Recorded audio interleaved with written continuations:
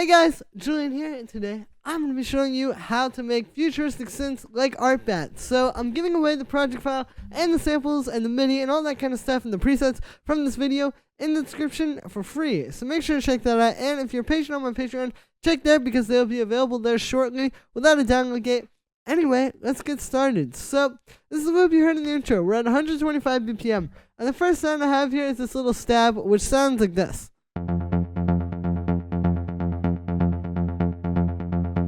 So you may recognize this sound. I'll show you the MIDI first. It's just playing this one note. It's just kind of droning on that one note. That's typically what Artbat will usually do. Like, they'll have like these very kind of machine-like, sort of like bassline kind of stab type of things like this.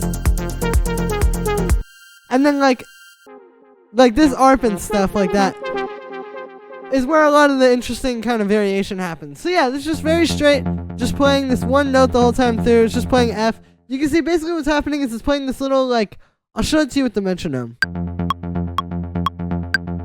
It's doing like that kind of pattern. So it's giving the track a lot of energy. So then for the sound on this one, I made it using analog. And what we've got here is we've got a saw wave, and then we have this pulse wave. You can see I've taken a square wave here. I've got an octave up. It's turned down a little bit. It's not quite as loud as the saw wave. And then I have a little bit of this pulse width turned up. And so it's a really good way to make these kind of more fat, like vintage, more like analog style. Since if you blend in this pulse wave with the saw wave, like here's the saw wave on its own.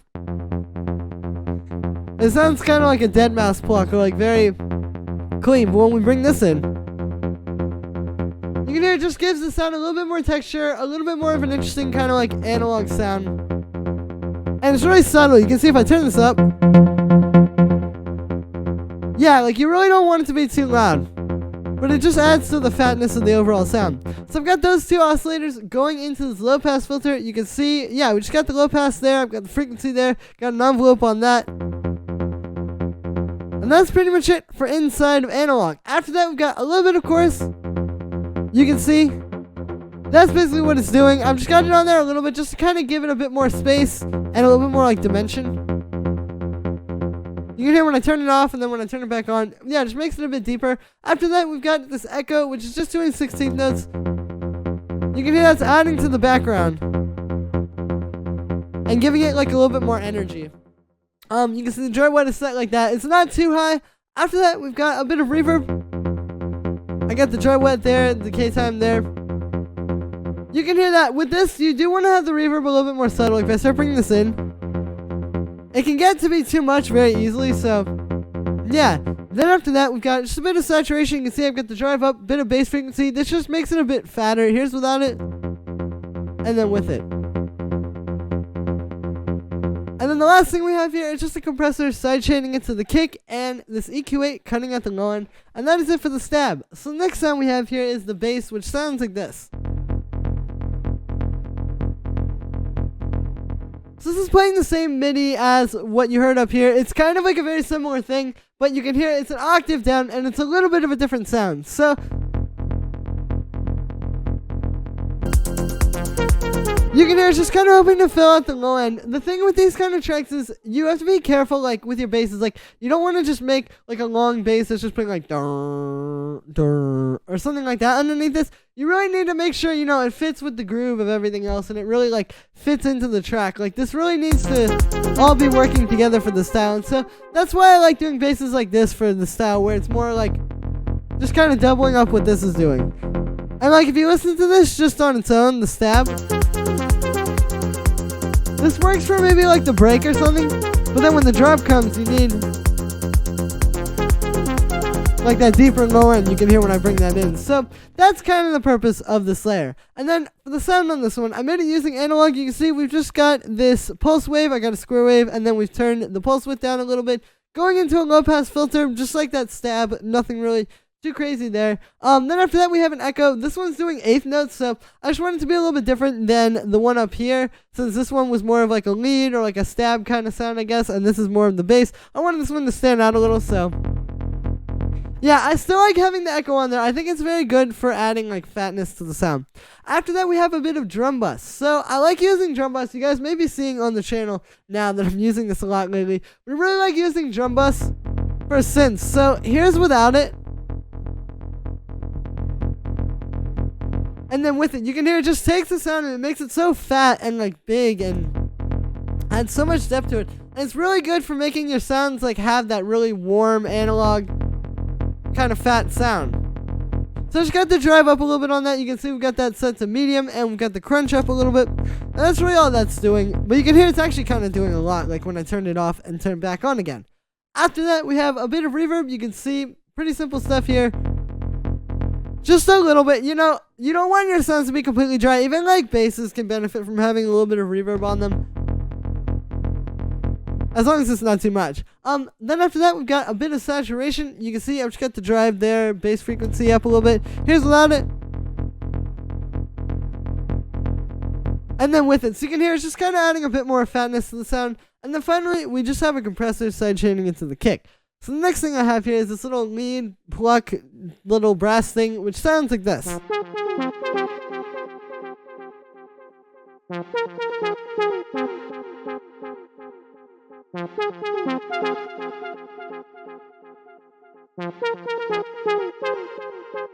So this is kind of like the thing that is defining like where we're going melodically with this track. Like, because if you listen to all these elements beside this,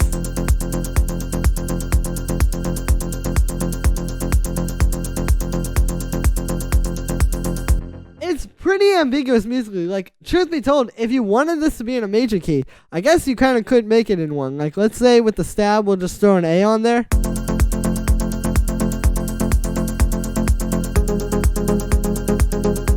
You know, it could be major or minor, I feel like. So, this lead, by having it play something that is very, like, dark and kind of, like, techno minor sounding E, we can kind of, like, define where it's going. And also, I mean, truth be told, it just helps to add something interesting, because, like, this could get kind of boring. Just over and over and over again.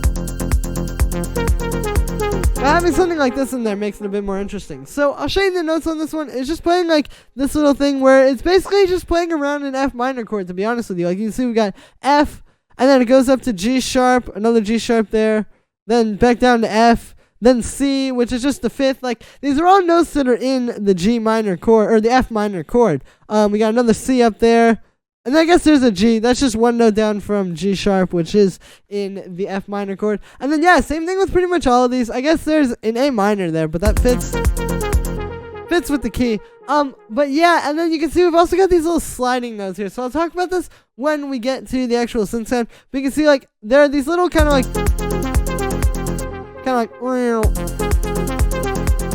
and that's something I noticed listening to Artbat's music as well. Like, they're good at having kind of cool synth stuff like that. Like, when you're making music like this that is very just synth heavy, and like, you're not really, like, the texture you're going for is not so much like organic and crazy, but more like machine-like and rigid. It can be hard to make it interesting, because truth be told, if you just went 100% machine-like and rigid, it would just be like computer music. Like, it would just be kind of boring. So, you know, having little things like this that make the synths kind of quirky, like that little wow in there, it's really good to kind of add some, like, texture into it, sort of artistically speaking, I guess. So, for the sound on this one, it was made using Operator. What we've got here is just a saw wave, which is going into this low-pass filter. You can hear and see that this is kind of like a wow. I was trying to make this a little bit different, since this and this are, like, you know, just very straight plucks. I wanted this one to have a little bit of a different feel to it. So that's that. You can see also we've got this, the voice is set to 1, meaning basically only one note can play at once. And then we've got in here this little glide tab. You can see I've got the glide turned on, and we've got a little bit of time. Pretty simple stuff. After that, you can see I've got this echo, which is just doing dud at 8th notes. With this, you know, there's kind of a more sparse delay. Like, with the faster one, we were doing like 16th notes and stuff. But with this one, there's more room to let it ring out. So you can hear, like, I have this kind of longer echo like that. After that, we've got a bit of reverb, and kind of the same thing there. You can see we've got a pretty long decay time. And the same thing, like, it's just got a lot of room to do that. You can even maybe turn it up a little bit more.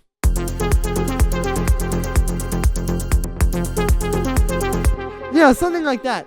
But yeah, after that we've got this drum bus, which very similar to what I did with the bass. I'm just using it to make this a bit fatter and a bit more powerful in the mix. Here's without it, and then with it. So yeah, you can hear that one really brings this one to life. And then after that, we just have a compressor side chaining it to the kick, and then an EQ8 cutting out the low end. So then the last synth that we have here is this little drone string thing, which sounds like this. And so what this is meant to do is kind of add some ear candy. You know, we have like our main elements, like we have like this little stab, like these things.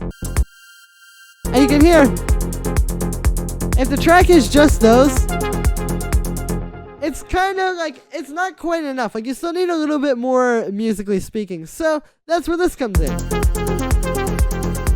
Basically what we've got is it's just this little sound and it's playing F and G.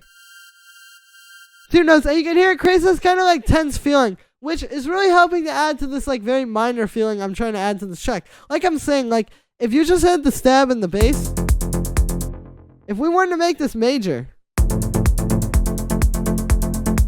we could totally do that. You know, there's nothing that really denotes that it's minor, like other than what we hear in our heads. So by having something like this that's kind of like tense, and then a lead like this, it really helps to define that. So that's what I was going for with this. So for the sound on this one, I made it using analog. What it is it's pretty simple. It's just a saw wave, and we've got that just going through some vibrato. You can see I've got the vibrato. There's all the way up, so you can hear it's kind of slow. Just giving it like some warble. After that, we've got a bit of chorus. Just to give it some more like dimension, and make it more kind of smooth and string sounding. Then after that, we just got a bit of reverb. Nothing too crazy there, some reverb, and then we just have a compressor side chaining it to the kick, and an EQ8 cutting out the low end. And yeah, this layer, it's really simple. Nothing too crazy at all to making that. So I'll also show you these drums really quick. It's just a kick. Pretty simple stuff, just like a small kind of punchy kick, got a little bit of drum bass on that. And then we have this little operator hi-hat as well, which is just playing 16 notes. All this is, I guess this is kind of a synth, so I might as well show it to you. It's just some white noise, which you can see I've kind of shortened, and then we've got it going into a bandpass filter. So you can hear the bandpass filter is what makes it kind of sound like a hi-hat. And then we just have that going through some drum bass, and then I've got an EQ8 just giving it a little bit of a high-end boost. And yeah, so that's pretty much it for this one. Like I said, not too difficult. It's just kind of about like sort of making sure you're focusing on like the end goal, making everything have that kind of more like darker, more minor sound. So that is it for today, guys. I hope you all enjoyed. As always, make sure to like this video as well as subscribe, and let me know what you think of this video in the comments as well. Once again, you can get the project file and the samples and the MIDI and the presets from this video for free in the description, so make sure to check there because that'll be available shortly. Thank you so much, everybody, and I will see you tomorrow with another video.